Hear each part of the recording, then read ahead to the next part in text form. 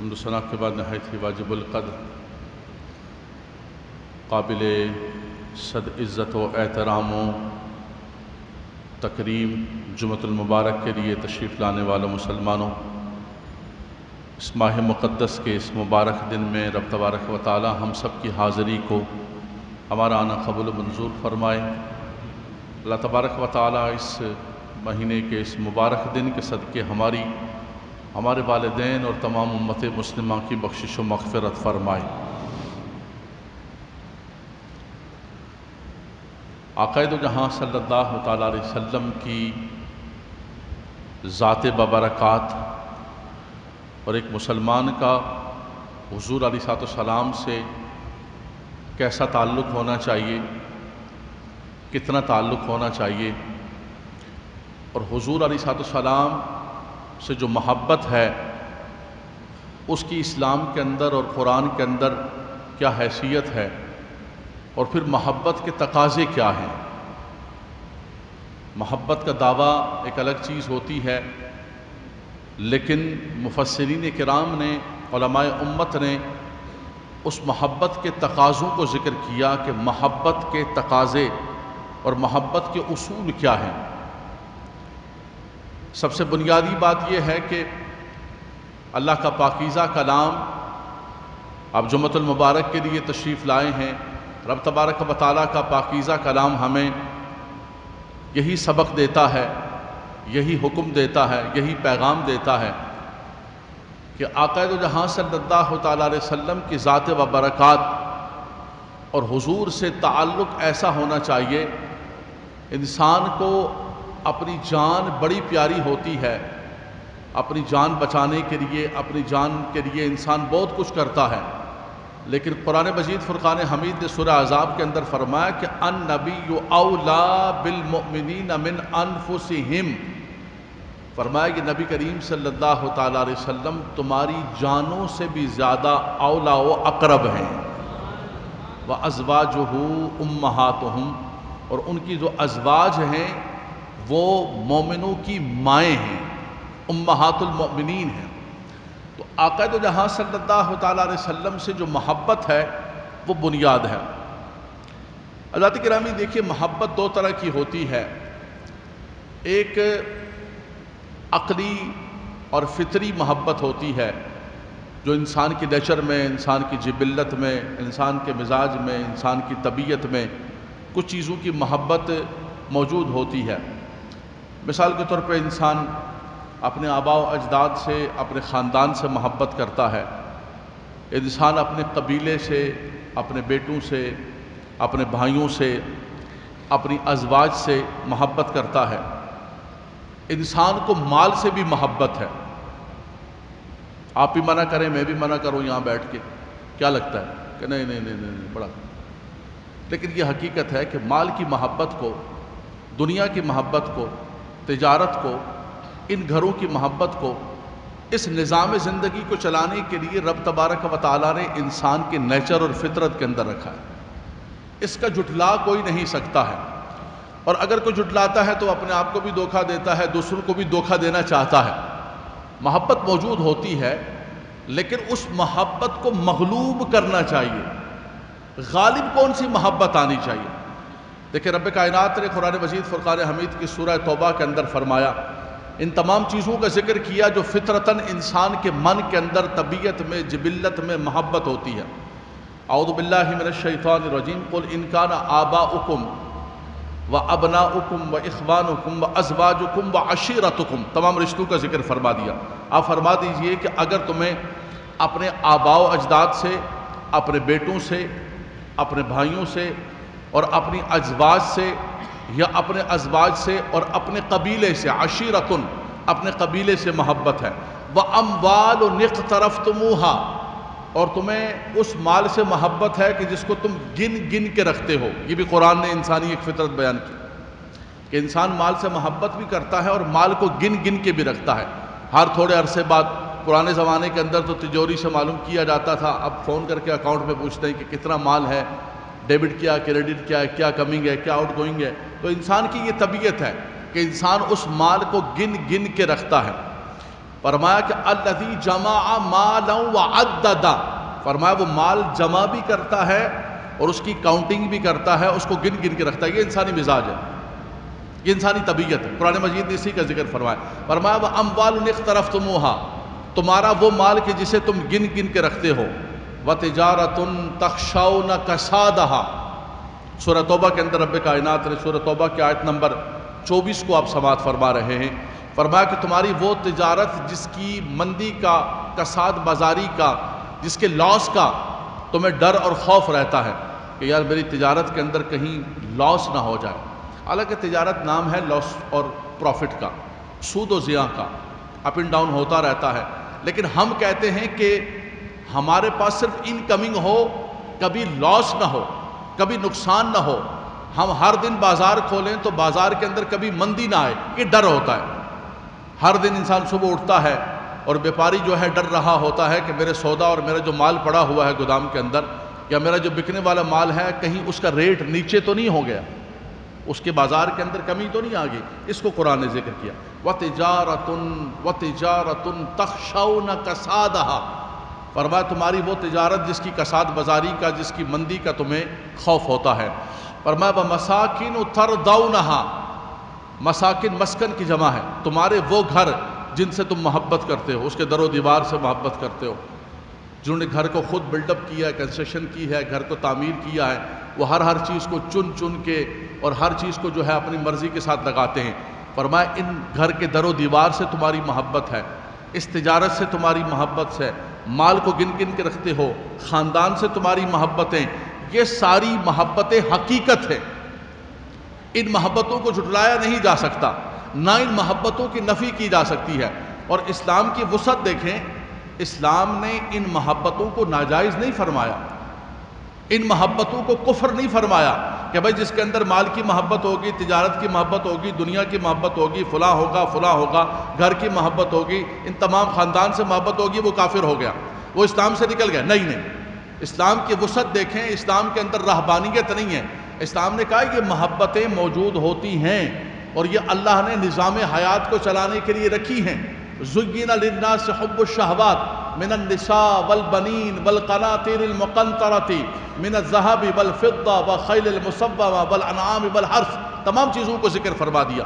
عورتوں کی محبت ہوتی ہے، بیویوں کی محبت ہوتی ہے، سونے چاندی کی محبت ہوتی ہے، دیہاتیوں کو اپنے جانوروں سے محبت ہوتی ہے، اپنی زمین سے محبت ہوتی ہے۔ فرمایا کہ اللہ نے زُيِّنَ لِلنَّاسِ، لوگوں کے دل کے اندر ان تمام چیزوں کو مزین کر دیا۔ لیکن قرآن مجید فرقان حمید کا مطلوب کیا ہے؟ قرآن چاہتا کیا ہے؟ فرمایا کہ ساری کی ساری محبتیں ہونا کیا چاہیے؟ احب الیکم من اللہ ورسولہ وجہاد فی سبیلہ، فرمایا کہ ساری محبتیں کمتر ہونی چاہیے، نیچ ہونی چاہیے، مغلوب ہونی چاہیے۔ فرمایا سب سے بڑھ کر اللہ اور اس کے رسول کی محبت ہونی چاہیے، یہ مطلوب ہے۔ اس مقصد کے لیے قرآن مجید فرقان حمید نے ان تمام چیزوں کو ذکر فرمایا کہ انسانی فطرت اور انسانی مزاج کے اندر ان تمام محبتوں کی چیز ہوتی ہے۔ فرمایا اسلام رہبانیت کا سبق نہیں دیتا ہے، لیکن اسلام دہریت کا سبق بھی نہیں دیتا ہے۔ اسلام تمہیں ابن الدرہم والدینار اور دنیا کا بندہ بھی نہیں بنانا چاہتا۔ اسلام کہتا ہے ان چیزوں کو برتو، استعمال کرو، کپڑے پہنو، کھاؤ پیو، جو اللہ نے نعمتیں دی ہیں ان نعمتوں کو استعمال کرو، لیکن اگر کبھی تقابل آ جائے اللہ اور اس کی رسول کی محبت کا اور دنیاوی چیزوں کا، اب پتہ چلے گا۔ اچھا ویسے بیٹھے بیٹھے یہاں میں بھی نعرہ لگاؤں، آپ بھی نعرہ لگائیں، غلامی رسول میں، موت بھی قبول ہے، اور یہ کر دیں گے وہ کر دیں گے، یہ تو بڑا آسان ہے، میرے لیے بھی آسان ہے۔ آپ بھی خوش ہوں کہ مولانا صاحب نے بڑے جذبات ابار دیے ہیں، آپ بھی خوش، میں بھی خوش۔ لیکن یہ پتہ چلتا ہے گراؤنڈ پر، یہ پتہ چلتا ہے جب انسان پریکٹیکل کے اندر نکلتا ہے کہ سامنے دنیا کا مال ہے، سامنے دنیا کے رشتے ہیں، سامنے دنیا کی چیزیں ہیں، اور ادھر اللہ اور اس کے رسول کا حکم ہے۔ اب امتحان ہے، اب دیکھیں گے کہ تم کس سے محبت کرتے ہو۔ دنیا کی محبت تم پر غالب ہے، مال کی محبت غالب ہے، یہ گھروں کی اور رشتوں کی محبت غالب ہے، یا اللہ اور اس کے رسول کی محبت غالب ہے؟ اگر اللہ اور اس کے رسول کی محبت غالب ہوگی تو سب چیزوں کو چھوڑ کر تم اللہ اور اس کے رسول کو اختیار کرو۔ فرمایا کہ اگر یہ محبتیں تم پر غالب ہیں، ان چیزوں کی محبتیں تم پر زیادہ ہیں، غالب ہیں، تو پھر کیا ہوگا؟ فرمایا احب الیکم من اللہ و رسولہ و جہاد فی سبیلہ، 3 چیزوں کا ذکر کیا، اللہ رسول کی محبت اور جہاد کی محبت. تو فرمایا فتربصوا حتی یأتی اللہ بامرہ واللہ لا یہدی القوم الفاسقین. فرمایا پھر اللہ کے عذاب کا انتظار کرو. اگر تم دنیا کے اندر اتنے مستغرق ہو گئے تو پھر عذاب کا انتظار کرو کہ اللہ تبارک و تعالیٰ کہیں آسمان سے تم پر عذاب کا نزول نہ فرمائے. آج ہم تو دیکھتے ہیں دنیا کے اندر، عرب کو دیکھ لیں آپ، جنہوں نے اپنا سارا کچھ جو ہے اس دنیا کی خاطر اور اس دنیا کے مال کی خاطر جو ہے اپنا دین، اپنا مذہب، جس عرب سے آقا دو جہاں صلی اللہ علیہ وسلم نے بتوں کو نکال دیا تھا، آج پیسے دے دے کر وہی عرب لا کر وہاں پر بتوں کو نصب کر رہے ہیں، شراب خانوں کو کھول رہے ہیں، ناچنے والیوں کو انڈیا سے پرموٹ کر کے لے کر آ رہے ہیں. دنیا جہان کا وہ جو حضور نے قرب قیامت کے لیے فرمایا تھا کہ وَيْلٌ لِّلْعَرَبِ، فرمایا جب دنیا تباہ و برباد ہونے لگے گی تو سب سے پہلے عرب تباہ و برباد ہوں گے. جہاں سے اسلام اٹھا تھا، جو محبت تھا وہی کا، سب سے پہلے وہیں سے تباہی اور بربادی اٹھے گی. وہ دین کو چھوڑ دیں گے، اللہ رسول کو چھوڑ دیں گے، احکامات کو چھوڑ دیں گے اور دنیا کی محبت ان پر غالب آ جائے گی. حالانکہ اللہ نے حضور کے صدقے ان کے لیے تو زمین کے خزانے بھی کھول دیے، آسمان سے بھی ان کے لیے رحمتیں برستے، اور نسلیں بھی ان کی کھاتی رہیں تو ان کا اپنا مال ختم نہ ہو، لیکن دنیا کی خاطر. تو فرمایا کہ اگر یہ محبتیں احب الیکم من اللہ ورسولہ وجہاد فی سبیلہ فتربصوا حتی یاتی اللہ بامرہ واللہ لا یہدی القوم الفاسقین، پھر اللہ کے عذاب کا انتظار کرو کہ اللہ تبارک و تعالیٰ تم پر کسی عذاب کو مسلط کر دے گا. موضوع دوسری طرف چلا جائے گا. دیکھیں اس آیت کریمہ کے اندر جو خاص طور پر فرمایا، وہ فرمایا کہ اللہ اور اس کے رسول کی محبت یہ بنیادی چیز ہے. یہ ایک مسلمان کے، میں نے گزشتہ درس کے اندر ایک صرف جملہ کہا تھا، گفتگو نہیں کی تھی اس موضوع پر، کہ جو نبی کریم صلی اللہ تعالیٰ علیہ وسلم کی محبت ہے وہ دین کی اساس ہے، دین کی بنیاد ہے. امام بخاری رحمۃ اللہ تعالیٰ علیہ نے اپنے صحیح کے اندر باب باندھا کہ حب الرسول من الایمان، حضور کی محبت ایمان کا جز ہے. امام مسلم نے باب باندھا ہے وجوب محبت رسول اللہ واکثر من الاہل والولد والوالد والناس اجمعین واطلاق عدم الایمان علی من لا یحبہ ھذا المحبت. یہ امام مسلم نے باب باندھا ہے. انہوں نے کہا کہ حضور کی محبت تمام چیزوں سے بڑھ کر ہونی چاہیے، انسان کی اولاد، انسان کے والد، رشتہ دار، تمام لوگوں سے. اور فرمایا کہ یہ اگر محبت نہیں ہے تو پھر ایمان نہیں ہے. اس محبت کو ایمان کے ساتھ رکھا ہے. عدم الایمان علی ما لا یحبہ ھذہ المحبت، اس کا عدم، اس کا ایمان نہیں ہے. اس پر پھر حضرت امام مسلم، امام بخاری سب اپنی حدیث لے کر آئے ہیں. حضرت امام بخاری رحمۃ اللہ تعالیٰ علیہ نے، امام مسلم نے حضرت انس بن مالک روایت فرماتے ہیں، اور صحابی رسول حضرت سیدنا ابو ہریرہ رضی اللہ تعالیٰ روایت فرماتے ہیں. تقریباً سیاہ ستہ کی تمام حدیثوں کے اندر یہ حدیث پاک مختلف الفاظ کے ساتھ موجود ہے. میں بخاری اور مسلم کی کلمات پڑھوں گا.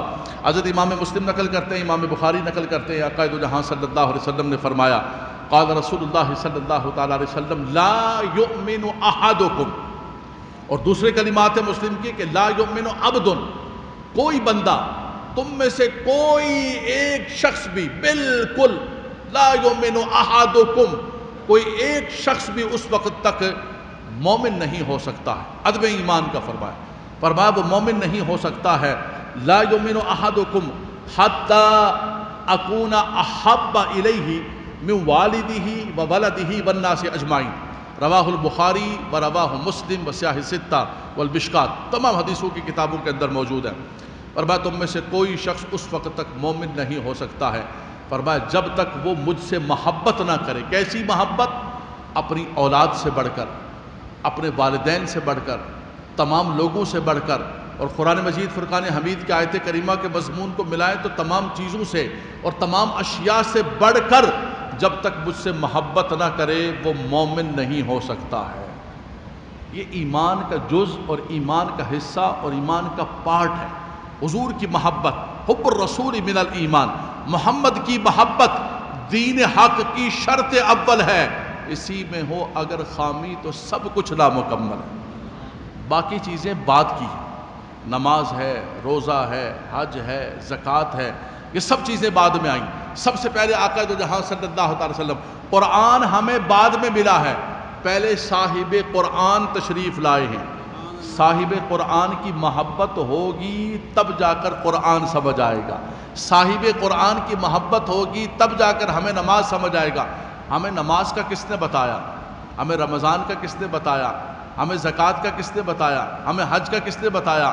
ہم پر جبریل تو نہیں آئے ہیں. ہمیں جو کچھ ملا ہے وہ آمنہ کے لال سے ملا ہے. ان کی محبت ہوگی، ان کی اطاعت ہوگی، ان کا پیار ہوگا، ان کی تعظیم ہوگی تو سب کچھ جا کر تمہارا قابل قبول ہوگا اور تمہارا منظور ہوگا. فرمایا لا یؤمن احدکم حتی اکون احب الیہ من والدہ وولدہ والناس اجمعین. فرمایا کچھ بھی قبول نہیں ہو سکتا ہے ان تمام چیزوں کے ساتھ. تو میں نے بنیادی طور پر عرض کیا کہ ایک محبت ایسی ہے جو محبت غیر اختیاری ہے، اور ایک محبت ایسی ہے جو اختیاری ہے. محبت غیر اختیاری انسان کی فطری طور پر ان چیزوں سے محبت ہوتی ہے، لیکن جو محبت ہم نے کرنی ہے باقاعدہ طور پر اپنے اندر پیدا کرنی ہے، وہ محبت کون سی ہے؟ وہ ہے اللہ اور اس کے رسول کی محبت. فرمایا وہ تم پر غالب آنی چاہیے، وہ تم پر سب سے زیادہ ہونی چاہیے. انسان دنیا میں کسی سے محبت کرتا ہے، علم کی بنیاد پر محبت کرتا ہے کہ اس شخص کو اللہ تبارک و تعالیٰ نے علم بہت عطا فرمایا. توجہ فرمائیے گا، میں صرف 3-4 جملے کہوں گا قرآن مجید فرقان حمید کے حوالے سے. دیکھیں ایک تو سب سے بنیادی چیز بات یاد رکھ لیجئے گا کہ کائنات میں سب سے زیادہ جو علم عطا کیا گیا، اولین و آخرین کا علم، اول سے لے کر آخر تک، جو پہلا پیدا ہونے والا ہے اس سے لے کر قیامت میں جو آخری جنتی جنت میں اور جہنمی جہنم میں جائے گا، اس تمام کا علم کلی اور جزئی جو عطا کیا گیا ہے وہ آقا دو جہاں صلی اللہ علیہ وسلم کا عطا ہے. رب تبارک و تعالیٰ کا علم تو وہ ہے جس کا کوئی احاطہ نہیں کر سکتا ہے. رب تبارک و تعالیٰ کا علم ازلی ہے، ابدی ہے، قدیم ہے. اس کا علم جو ہے وہ حادث نہیں ہے. آقا دو جہاں صلی اللہ علیہ وسلم کو اللہ تبارک و تعالیٰ نے علم عطا بولیے نا کس نے عطا کیا؟ اللہ نے عطا کیا. حضور کی کوئی بھی صفت ہے اور ہر نبی کی کوئی بھی صفت ہے، وہ صفت عطائی ہے، وہ عطا کی گئی ہے. جب عطائی ہے تو اس کے اندر کوئی بھی برابری نہیں ہو سکتی. قرآن مجید فرقان حمید کے اندر ایک لفظ ہے جس سے یہ جو بد مذہب لوگ ہیں یہ لوگوں کو خراب کرتے ہیں. وہ لفظ ذرا نوجوان سنیے گا، یاد کر لیجئے گا. وہ لفظ ہے عالم الغائب. عالم الغائب یہ لفظ اللہ تبارک و تعالیٰ کے لیے استعمال ہوا ہے. عالم الغیب اعلیٰ حضرت امام اہل سنت نے فرمایا حضور کے لیے استعمال نہیں کر سکتے. کہتے دیکھیں تم عالم الغیب کہتے ہو، عالم الغیب تو اللہ کی ذات ہے. عالم الغیب نہیں کہتے ہیں، عالم الغیب اللہ کی ذات ہے. لیکن اللہ تبارک و تعالیٰ نے اپنے نبیوں کو علم عطا فرمایا ہے، غیب کا علم. عالم الغیب فلا یظہر علی غیبہ احدا. قرآن کی طرف نوجوانوں توجہ رکھیے گا. عالم الغیب فلا یظہر علی غیبہ احدا. عالم الغیب اللہ تبارک و تعالیٰ کی ذات ہے اور وہ اپنا غیب کسی ایک پر بھی ظاہر نہیں کرتا ہے. لیکن بات کیا ختم نہیں ہوئی، آیت یہ مکمل نہیں ہوئی، آگے استثناء موجود ہے. اور مستثنیٰ اور استثناء کی جب پوری بات نہ کی جائے بات کیسے مکمل ہوگی؟ اب سنیے گا اگلی بات. فرمایا عالم الغیب فلا یظہر علی غیبہ احدا الا من ارتضی من رسول. فرمایا عالم الغیب تو اللہ کی ذات ہے، وہ جسے کسی کو نہیں عطا کرتا ہے مگر رسولوں میں سے جسے چن لیتا ہے اسے علم عطا فرماتا ہے. یہ میں قرآن پڑھ رہا ہوں. جمعۃ المبارک کے خطبے کے اندر میں اللہ کے کلام کا سبق آپ کو سنا رہا ہوں، پڑھا رہا ہوں، ادھر ادھر کی بات نہیں کر رہا ہوں. میں دوسری آیت کریمہ سورہ جن کے اندر، سورہ آل عمران کے اندر، سورہ جن کی آیت کریمہ پڑھی میں نے، سورہ آل عمران، ما کان اللہ لیطلعکم علی الغیب ولکن اللہ یجتبی برسلہ من یشاء. سبحان اللہ. فرمایا کہ اللہ تبارک و تعالیٰ کسی کو غیب کی اطلاع نہیں دیتا ہے، کسی کو غیب کا علم نہیں دیتا ہے. ما کا ما نافیہ ہے. ما کان اللہ لیطلعکم علی الغیب ولکن اللہ یجتبی بالرسل من یشاء. سبحان اللہ. لیکن فرمایا رسول میں سے جسے چاہتا ہے اسے چن لیتا ہے اور اسے اطلاع عطا فرماتا ہے. بات ختم ہو گئی، بات ختم. اگر امت کے اندر فرقے کو، جھگڑے کو، اختلاف کو، انتشار کو ختم کرنا چاہتے ہو تو ختم کرنے کے لیے قرآن موجود ہے. قرآن اختلاف کو ختم کرنے کے لیے آیا ہے، لیکن اس قرآن کو اپنی مرضی سے نہ پڑھو، تعصب کی اینک لگا کر نہ پڑھو، ہاتھ میں ترازو لے کے نہ پڑھو کہ کتنا ہے کتنا نہیں ہے۔ قرآن نے جیسے عطا فرمایا ہے، صاحب قرآن نے جیسے دیا ہے، صحابہ کرام جن کے سامنے اترا ہے قرآن، انہوں نے جیسے برتا ہے ویسے قرآن کو پڑھو، خدا کی قسم تمہارا دل قرآن کے نور سے منور ہو جائے گا۔ دنیا کے اندر انسان محبت کرتا ہے اس بنیاد پر کہ علم اس کا بہت ہے۔ ابھی دیکھیں اللہ تبارک و تعالیٰ بخشش و مغفرت فرمائے، آج فاتح خوانی بھی ہم خاص طور پر کریں گے۔ محسن پاکستان ڈاکٹر عبد القدیر خان، اللہ ان کی قبر پر رحمتوں کا نزول فرمائے۔ اللہ تبارک و تعالیٰ ان کی خدمات کو، بڑی خوبصورت بات، حضور امیر المجاہدین ڈاکٹر عبد القدیر خان سے ملنے کے لیے گئے تو ڈاکٹر صاحب کے ہاتھ کو چوما۔ امیر المجاہدین نے ڈاکٹر صاحب کے ہاتھ کو چوما، انہوں نے کہا کہ ہاتھ کیوں چوم رہے ہیں، آپ کی سفید داڑھی اتنے بڑے؟ کہا کہ نبی کریم صلی اللہ علیہ وسلم نے فرمایا کہ جس نے تیر بنایا جنگ کے لیے وہ بھی جنتی ہے، جس نے تیر چلایا وہ بھی جنتی ہے، جو اٹھا کے لے گیا وہ بھی جنتی ہے۔ ڈاکٹر صاحب آپ نے تو اس قوم کو ایٹم بم دیا ہے، آپ نے تو اس قوم کو سیکیور کیا ہے، محفوظ کیا ہے، اور اس قوم کے لیے آپ نے قربانی دی ہے، آپ کے ہاتھ چومنے کے قابل ہے، آپ کو سونے پر تولنے کے قابل ہیں۔ 75 سال کے اندر اس ملک کے اندر ہمارے حکمرانوں نے کروڑوں اربوں خربوں ٹریلین ڈالر نکال کر باہر لے کر چلے گئے، لیکن اس شخص کو 4000 پنشن دیتے تھے ظالموں، جس نے اس ملک کے ساتھ اتنا بڑا احسان کیا اور اتنا بڑا کردار ادا کیا۔ یہ ہے تمہارے ہاں کسی احسان کا بدلہ، احسان فراموش ہو؟ تم نے اس پورے ملک کو کھا لیا، پورے ملک کو تباہ و برباد کر دیا، اور جس نے تمہارے ملک کو بچایا، عزتیں بڑھائیں، اس کو تم روڈ پر بٹھایا ہوا اور اس کو 4000 روپے پنشن۔ ڈاکٹر صاحب نے خود اپنی زبان سے کہا کہ 4000 مجھے پنشن دیا کرتے تھے، اور خود ان کو دیکھو کروڑوں اربوں خربوں، یا ہمارے سندھ کی حکومت کے دیکھو آپ کہ سارے کے سارے انہوں نے اپنے بیسمنٹوں کو جو ہے وہ ڈالر سے، پاؤنڈوں سے اور سونے سے اور چیزوں سے بھرا ہوا ہے۔ تباہ و برباد ہوں گے ایک دن ان کے پیٹوں سے۔ ایک وقت آئے گا اس قوم کو جب شعور پیدا ہوگا اور ان کے سر کے اوپر سے جب پانی گزرے گا، اور گزر رہا ہے، پھر ان کے پیٹوں کے اندر سے یہ ساری لوٹی ہوئی دولت نکالیں گے، اور اس وقت حالات بدلیں گے اور سارے معاملات ہوں گے۔ لیکن حضرات گرامی آپ دیکھیں ڈاکٹر صاحب سے آج محبت کرنے والے کدھر ہیں؟ تمہیں تو توفیق نہیں ہوئی۔ ہمارے برابر کے اندر ہندوستان دیکھیں، انہوں نے، وہ دشمن ہے ہمارا، انہوں نے اپنے سائنسدان کو کس پروٹوکول کے ساتھ دفنایا؟ ان کے سارے سپہ سالار اور ساری کے سارے کھڑے تھے اور سلامیاں پیش کر رہے تھے۔ یہاں ان چوروں میں سے ایک کسی وزیر کو توفیق نہیں ہوئی۔ ہمارے خان صاحب جو صبح سے شام تک بھاشن تبدیلی کا دے رہے ہوتے ہیں اور قوم کو کھڑا کرنے کا دے رہے ہوتے ہیں، آپ کو اتنی توفیق نہیں ہوئی۔ اسلام آباد کے اندر جنازہ ہوا کہ ڈاکٹر صاحب کے جنازے کے اندر پوری قوم کو شامل کیا جاتا، اعزاز سے، اکرام سے۔ تمہارے کچھ نہیں ہوگا، تمہارے نصیب کے اندر نہیں تھا، اللہ نے ان کے درجوں کو بلند و بالا کر دیا۔ اللہ نے ڈاکٹر صاحب کے درجوں کو، حضور امیر المجاہدین جس کا ہاتھ چومے، یار کس کو کہتے ہیں آپ؟ وہ بندہ کسی کا ہاتھ چومتا نہیں ہے، نہ اس کو کوئی خوشامد تھی نہ کچھ تھی۔ پتہ چلا کہ اللہ تبارک و تعالیٰ نے ڈاکٹر عبد القدیر خان کو اس وطن کی محافظت کے لیے چن لیا تھا۔ اللہ تعالیٰ ان کی قبر پر رحمتوں کا نزول فرمائے، اللہ تعالیٰ ان کی بخشش و مغفرت فرمائے، ان کے صدقے ہماری بخشش فرمائے، جو انہوں نے اتنا بڑا جہاد کا کام کیا۔ لیکن محبت پوری قوم کر رہی ہے ان سے، کس بنیاد پر کر رہی ہے؟ علم کی بنیاد پر کر رہی ہے۔ تو پتہ چلا کہ علم ایک وصف ہے، وصف کی بنیاد پر محبت کی جاتی ہے۔ اللہ اکبر۔ دنیا جہان کے سارے اولین و آخرین کے علم والوں کو جمع کر لو، اولین و آخرین کے سب کو، اعزازات و خصوصیات والوں کو جمع کر لو، خدا کی قسم سب ایک طرف ہوں گے، آمینہ کے لال ایک طرف ہوں گے، سب کا علم ایک طرف ہوگا۔ قرآن میرے سامنے کھلا ہے، رب کائنات فرماتے ہیں کتنا علم دیا گیا۔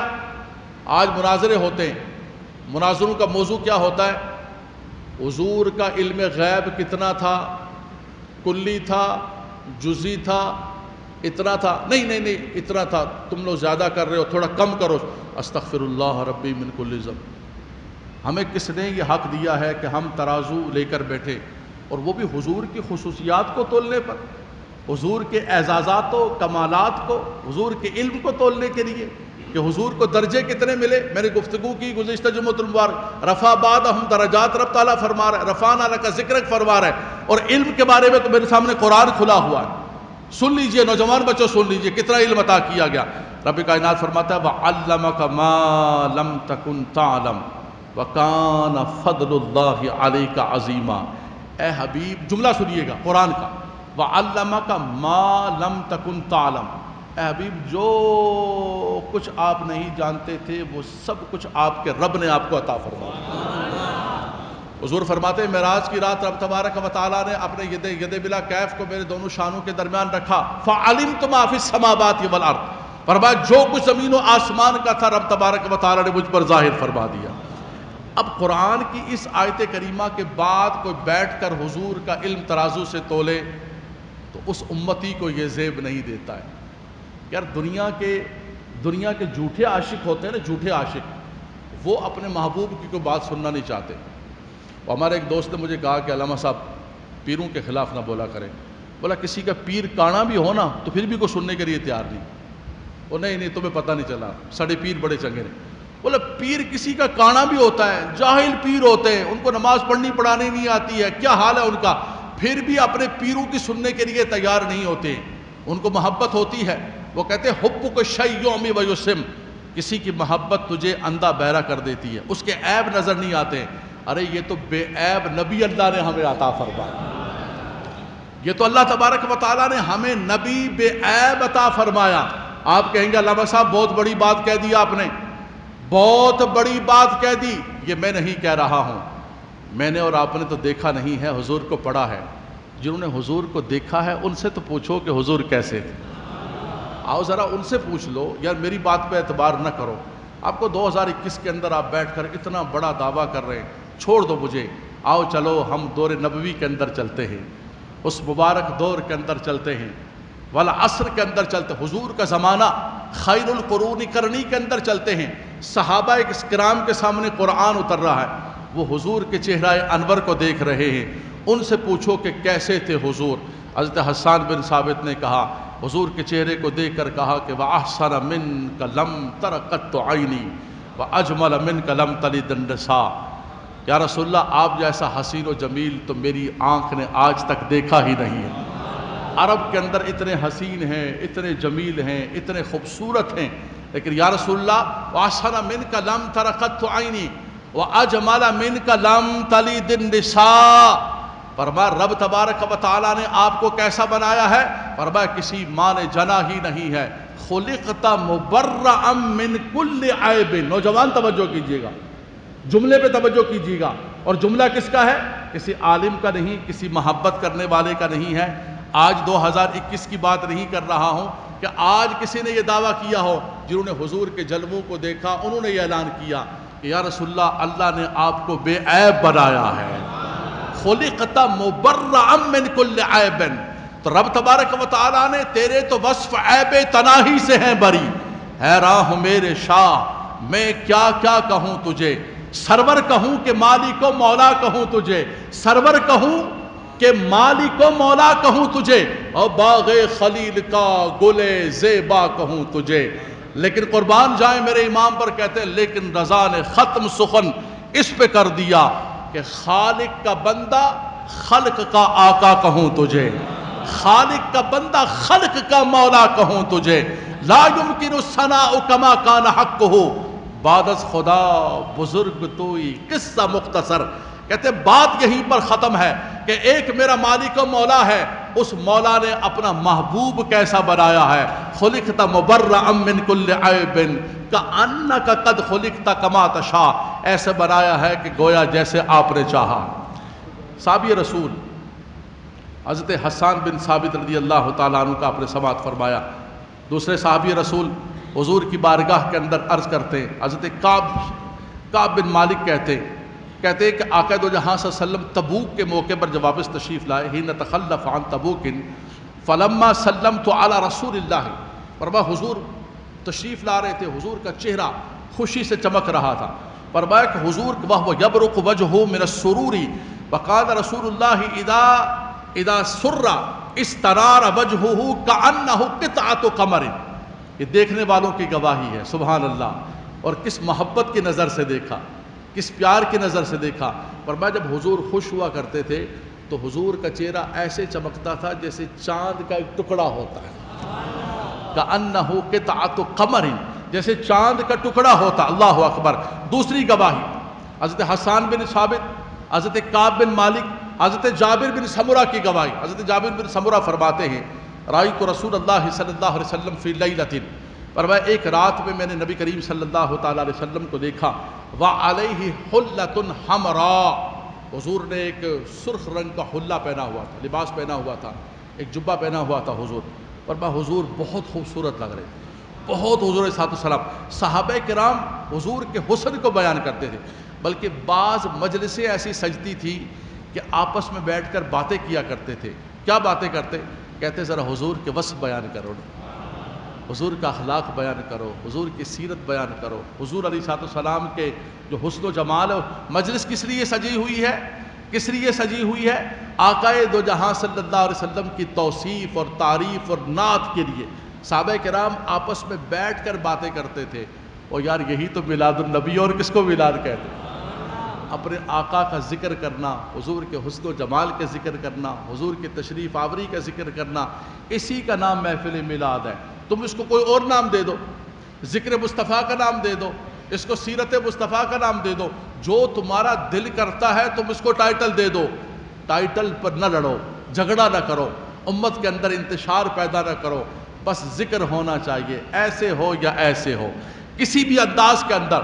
تو فرمایا کہ حضور علیہ السلام کو میں نے دیکھا کہ حضور نے وعلیہ حلۃ حمراء، حضور نے حلہ پہنا ہوا ہے، فجعلت انظر الیہ والی القمر، فرمایا چاندنی بالکل چاند عروج پر ہے، 14ویں کا چاند چمک رہا ہے، روشنی پھیلا رہا ہے، کبھی میں حضور کے چہرہ انور کو دیکھتا، کبھی چمکتے ہوئے چاند کو دیکھتا۔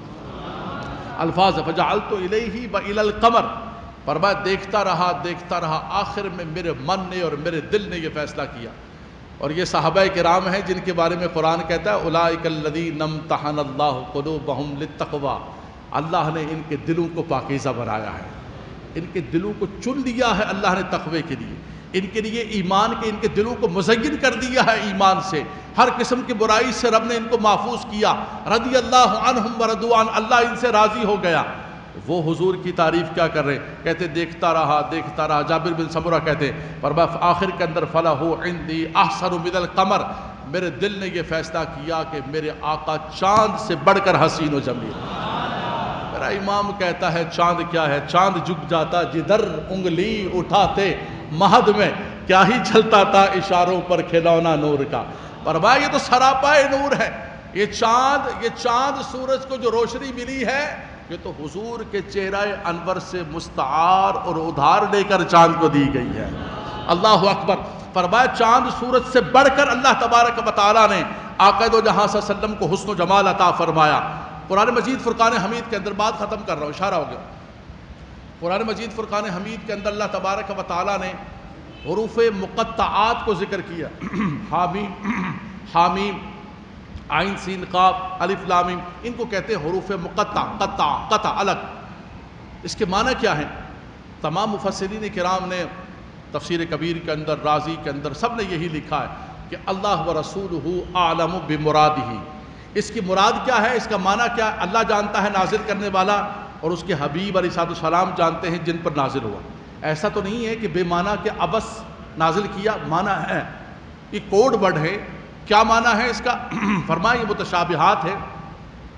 اللہ و رسولہ اعلم بمرادہ، اللہ جانتا ہے اور اللہ کا رسول اس کی مراد کو جانتا ہے۔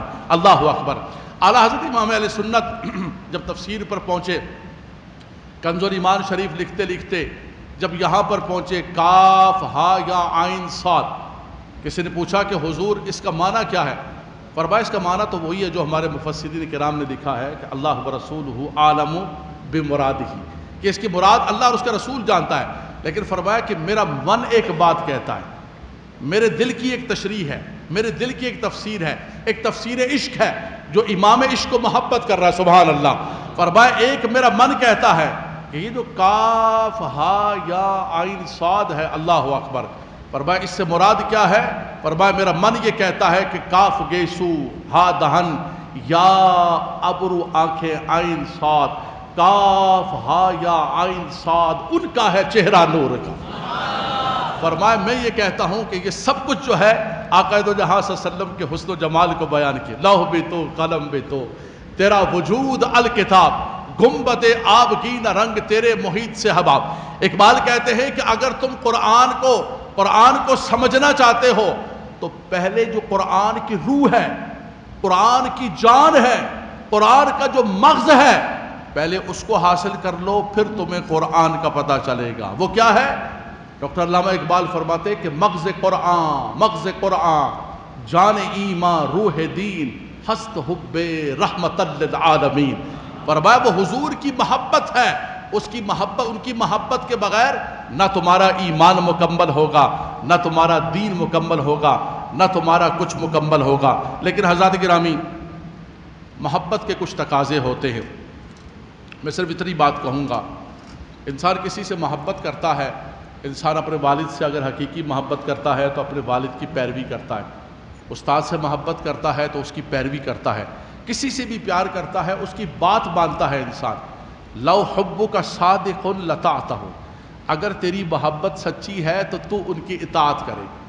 ہم محبت رسول عشق رسول محبت رسول عشق رسول تسبیح پڑھتے رہے، اور عمل ہمارا سارا کچھ جو ہے، ہم اپنے گھروں کو بھی سجائیں، اپنے گھروں کو بھی منور کریں، لیکن کچھ جھنڈیاں حضور کی سنتوں کی اپنے چہرے پر بھی سجا دو، پتہ چلے کہ یہ حضور کا عاشق ہے۔ اللہ اکبر۔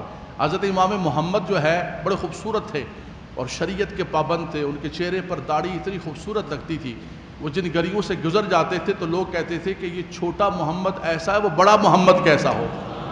یہود و نصارہ ان کو دیکھ کر مسلمان ہو جاتے تھے۔ تو ہمارے قول سے، فعل سے، عمل سے حضور صلی اللہ علیہ وسلم کو، تو آل مکہ جو حضور کی نبوت اور رسالت کو نہیں مانتے تھے، کیا کہتے تھے؟ ہم آپ کی نبوت کو، رسالت کو نہیں مانتے ہیں، لیکن ہاں یہ مانتے ہیں کہ آپ صادق الوعد والامین ہیں، جو بات کرتے ہیں وہ سچی بات کرتے ہیں، اور جو کہتے ہیں وہ سچا کہتے ہیں، اور اگر کوئی امانت رکھوا دے تو اس امانت کے اندر خیانت نہیں کرتے۔ ہمارا عمل ایسا ہے، کہیں سے کردار، ہم ایک دوسرے پر اعتماد کرنے کے لیے تیار نہیں، کوئی کسی سے پارٹنرشپ کرنے کے لیے تیار نہیں، کوئی کسی کے ساتھ کام کرنے کے بولے چیٹ کر جائے گا، فراڈ کر جائے گا، پیسے کھا جائے گا، بولے گا ہاں سارا لاس ہو گیا، سب برباد ہو گیا۔ ہم مسلمان پر اعتبار کرنے کے لیے تیار نہیں۔ حضور علیہ السلام کی اگر محبت ہے، فرمایا قل ان کنتم تحبون اللہ فاتبعونی یحببکم اللہ، حبیب انہیں فرما دیجئے کہ اگر تم اللہ تبارک و تعالیٰ کے محبوب بننا چاہتے ہو، مقرب بننا چاہتے ہو، فرمایا ایک راستہ ہے، حضور علیہ السلام کی اتباع کرو، پیروی کرو، حضور کے نقش قدم پر چلو، حضور کی سنتوں کو اختیار کرو، اللہ تمہیں اپنا محبوب بنا لے گا۔ تو ربیع الاول کا ایک تقاضا یہ بھی ہے کہ ہم اپنے عمل کو، اپنے کردار کو، اپنے قول کو، اپنے فعل کو سنوارنے کا وقت ہے۔